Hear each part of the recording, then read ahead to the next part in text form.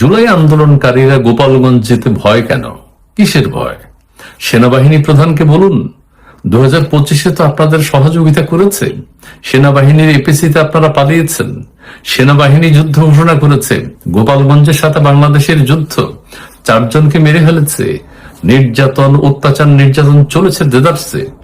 So এবারও সেনাবাহিনীকে বলুন, ওয়াকারুজ্জামান সাহেবকে রিকোয়েস্ট করুন যে আমরা গোপালগঞ্জ যেতে চাই, আপনি আমাদেরকে সৈন্য দেন, আমরা সৈন্য সহকারে সেখানে যেতে চাই, গোপালগঞ্জের সাথে যুদ্ধ করব।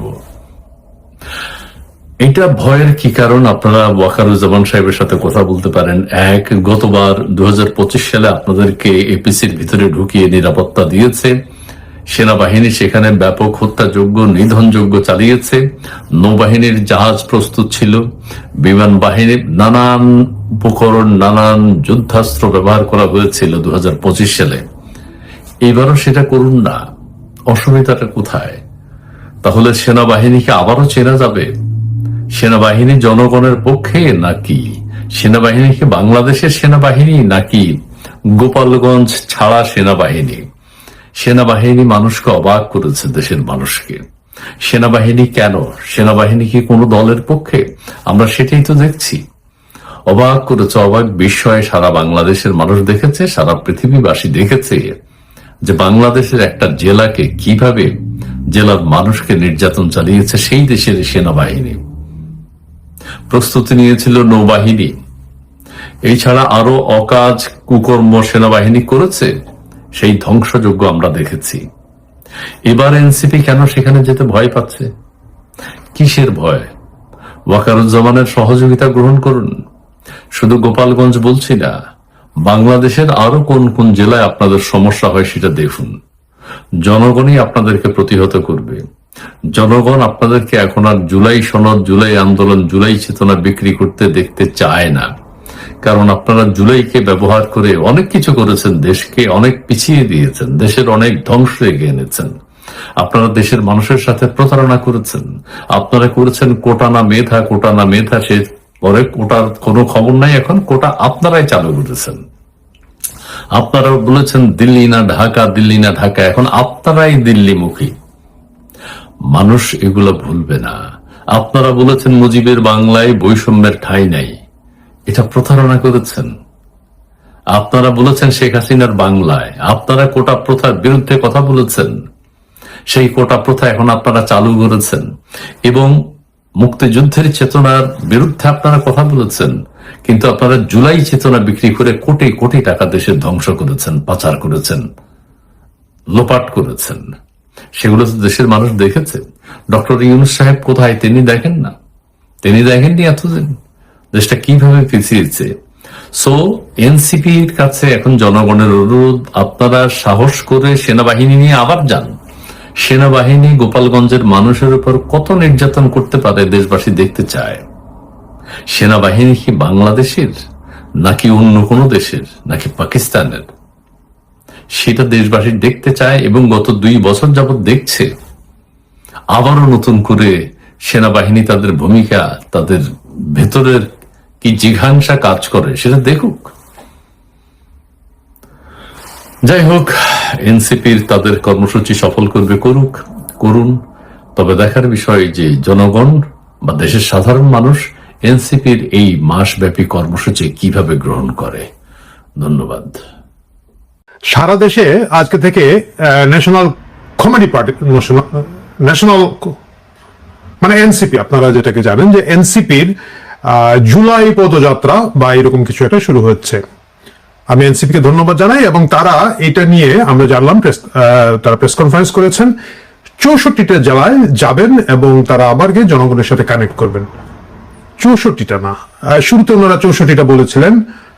কি বলেছিলেন আমরা একটু সাদিস সালামের কাছ থেকে শুনে আসি। আমাদের জুলাই পদযাত্রা আমরা 64 জেলাতেই যাচ্ছি এবং 64 জেলার আমরা 100টি উপজেলা এবং পৌরসভায় যাচ্ছে ওইগুলো যেগুলো আমরা প্রথম ধাপে ঘোষণা দিয়েছি। এর মধ্যে গোপালগঞ্জের আমাদের একটি পৌরসভা রয়েছে।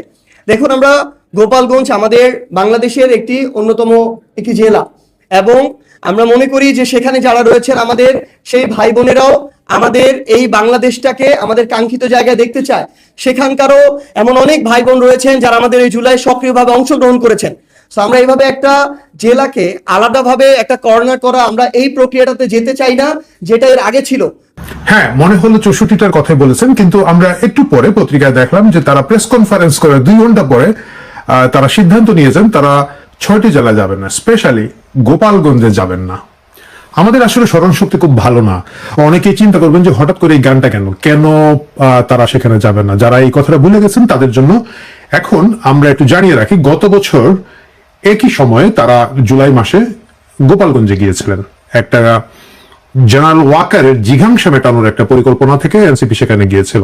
কিভাবে জিঘাংসা মেটানোর পরিকল্পনা? কারণ খুবই স্পেসিফিক ভাবে গোপালগঞ্জকে, যেটা বঙ্গবন্ধুর গ্রামের বাড়ি, শেখ হাসিনার গ্রামের বাড়ি বা তাদের হোম ডিস্ট্রিক্ট, সেটার লোকজনকে উত্তপ্ত করার যত ধরনের চেষ্টা আছে সেগুলো আগে থেকে করা হয়েছে। সারা বাংলাদেশে সেটা ছিল জুলাই পদযাত্রা, কিন্তু গোপালগঞ্জের জন্য সেটার নাম করা হয়েছিল মার্চ টু গোপালগঞ্জ। মানে মার্চ টু বললেই মনে হয় যে একটা মার্চ করে যাব, আক্রমণ করবো, march to Ganabhaban, march to এগুলো আগে হয়েছে। সুতরাং তারা এক ধরনের ওয়ার ডিক্লেয়ার করে, যুদ্ধ ঘোষণা করে তারা সেখানে গিয়েছিলেন। এবং তাদের যারা সম্মতি উৎপাদন করেন, তাদের যেগুলা টেলিভিশনে বা অন্যান্য মিডিয়ায় ইউটিউবে কথা বলে থাকে, তারা বিভিন্ন সময় যে 32 গুড়িয়ে দিয়েছি, এখন টুঙ্গিপাড়া গুড়িয়ে দিব, এই আওয়াজটা কন্টিনিউ দিচ্ছিলেন। এবং মুজিববাদ খেয়ে ফেলবো, মুজিববাদ ধ্বংস করে ফেলবো, এগুলো এনসিপি নেতারা দীর্ঘদিন ধরে বলে তারপরে তারা গোপালগঞ্জ গিয়েছিলেন। এই যে তারা এত যুদ্ধাবস্থা নিয়ে গোপালগঞ্জে গেলেন, তাদের সাথে সেনাবাহিনী, পুলিশ ইত্যাদি ইত্যাদি সকল প্রশাসন মিলে গেলেন, তারপরে রেজাল্টটা কি হয়েছিল আসুন সেই রেজাল্টটা আমরা আবার একটা ভিডিও দেখে স্মরণ করি।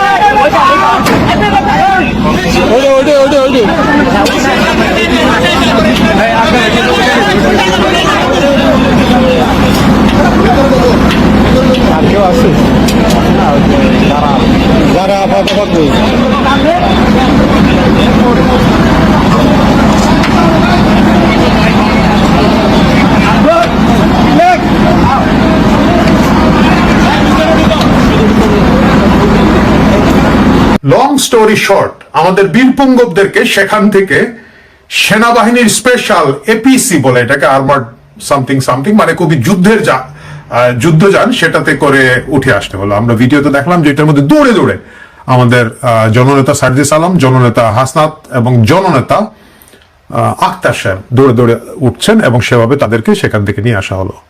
আমরা অনেকেই হয়তো এটা দেখে আনন্দ পাবো, তৃপ্তি পাবো যে হ্যাঁ ঠিক আছে, গোপালগঞ্জে গিয়েছিলাম, মাস্তানি করতে গিয়েছিল, খুব ভালো হয়েছে, শিক্ষা হয়েছে। আসলে কি তাই?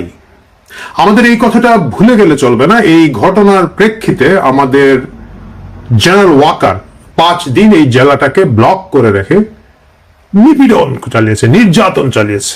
আমাদের ভুলে গেলে চলবে না, সেই সময় 5 জন মানুষ গোপালগঞ্জকে রক্ষা করার জন্য, টুঙ্গিপাড়াকে রক্ষা করার জন্য সেখানে প্রাণ দিয়েছেন। ওয়াকার বাহিনী এবং তার পুলিশ বাহিনী, ইউনুসের পুলিশ বাহিনী, ওয়াকারের সেনাবাহিনী সম্মিলিত আক্রমণের মুখে 5 জন মানুষ সেখানে মারা গিয়েছেন। 3 জন তাৎক্ষণিকভাবে মারা গিয়েছিলেন যতটুকু মনে পড়ছে, 2 জন পরবর্তীতে হাসপাতালে চিকিৎসাধীন অবস্থা মারা গেছেন। কতজন যে আহত হয়েছেন, কতজন যে নিপীড়িত হয়েছেন, কতজন গ্রেফতার হয়েছেন, সেই কথাটা আমাদের আর মনে নাই। শুধু আমাদের মনে আছে বাংলার একমাত্র বীর, 800 বছরের মধ্যে যিনি সবচেয়ে মহান ছিলেন, আমাদের হাদি শাহমা, তার বিখ্যাত হাদিমাদি ছিঁড়ে ফেলার স্লোগানটা তখন এই গোপালগঞ্জের উপর ক্ষুব্ধ হয়ে দিয়েছিলেন। তারা যখন ভেবেছিলেন যে সারা বাংলাদেশ তাদের দখলে, তাদের যা ইচ্ছা তাই করতে পারবেন, গোপালগঞ্জের মতো একটা ছোট্ট জেলার সেখানকার কৃষক শ্রমিক জনতা, কিশোর যারা মারা গেছে, 18, 19, 20 বছরের কিশোর মারা গিয়েছিলেন, একজন রিক্সাওয়ালা, সেই কৃষক শ্রমিক জনতা, সাধারণ মানুষ, তাদের এই মাস্তানিকে, ওয়াকার, ইউনুস এবং তাদের এই ল্যাংবোর্ডদের মাস্তানিকে সেখানে চ্যালেঞ্জ করেছিল। এবং সেই বিক্ষোভের কারণেই হাদি মাদি ছিঁড়ে ফেলার জন্য গোপালগঞ্জের তারা খুব চিৎকার চেঁচামেচি করছিলেন এবং জেনারেল ওয়াকার সেখানে নির্মম নিপীড়ন চালিয়েছেন। বছর ঘুরে এবারও তারা একই নাটক করতে সেখানে যেতে চাচ্ছিল এবং সেই নাটকটা করতে গিয়ে আমার মনে হয় সার্জিস আলম আলাদাভাবে গোপালগঞ্জের কথা বলেছেন। আমি জানি না, কোনো সাংবাদিক হয়তো জিজ্ঞেস করতে পারেন বা নিজে থেকেই গোপালগঞ্জের কথা বলেছেন। বলার 2 ঘন্টা পরে, আমার ধারণা বলার সময় খেয়াল হয় না, বলার পরে ওয়াকারকে বলেছেন যে আপনার ওই কি এপিসি গুলা রেডি করেন, ট্যাঙ্ক ম্যাঙ্ক দেন, আমরা তো গোপালগঞ্জে যাবো। বেচারা ওয়াকার হোস্টেস করে এসেছেন, এখন হয়তো ভাবছেন যে এনাফ হয়েছে, আজকে আর মারতে পারবো না। অথবা আমি জানি না, সরকারে যারা আছেন, বিএনপির কোনো দায়িত্বশীল ব্যক্তি হতে বলতে পারেন যে এইসব ফাজলামো আর করা যাবে না। অথবা তাদের মনে হয়েছে এবার যদি এপিসি না থাকে, গতবার এপিসি ছিল, এইবার এপিসি সহই যদি কোনো একটা বিপদ হয়ে যায় তাহলে কি হবে? এত কষ্ট করে এত মানে সবাই তো আর সার্জিস আলমের মতো জমিদারের নাতি না, বাকিরা তো একটু ডাইনে বায়ে করে কিছু আয় রোজগার করেছেন। তো সাদের টাকা পয়সা কি হবে যদি গোপালগঞ্জে গিয়ে আমরা নিজেই মানে গোপাল হয়ে যাই?